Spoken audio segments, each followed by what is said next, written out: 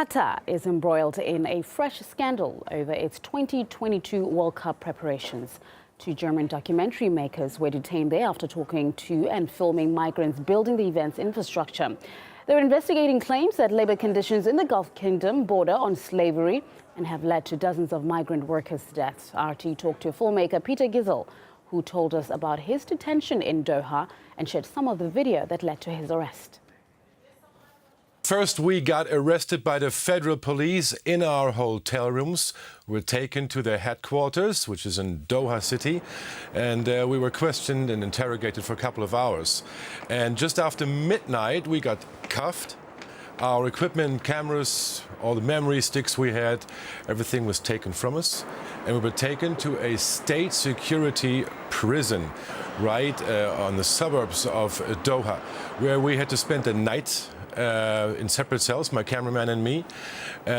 We were in that prison, in those separate cells for a total of 21 hours. The bad thing about those 21 hours was we weren't even allowed a single phone call. Not to our embassy, not to our families. No one was there to tell us what the charge was really. So we were kind of desperate in there, not having any contact with the outside world. Obviously, your investigation was curtailed, wasn't broadcast in the end in full, but what did you find out there with your own eyes?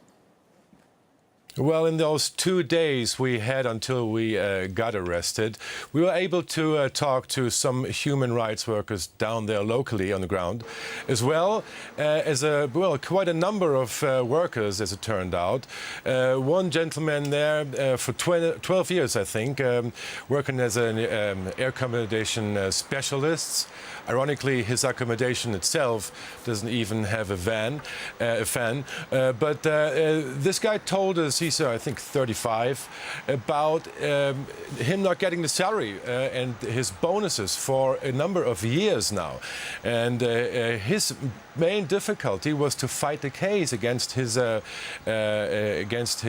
boss and his firm he was working for as an AC specialist. So the bad thing is the boss took his passport from him, so he has problems fighting the case in court. He has problems getting back. He's not making the money he's supposed to make for the flight home back. That's a bad devilish circle he's in. That was one example of the people we're talking to. And is that an isolated case? Another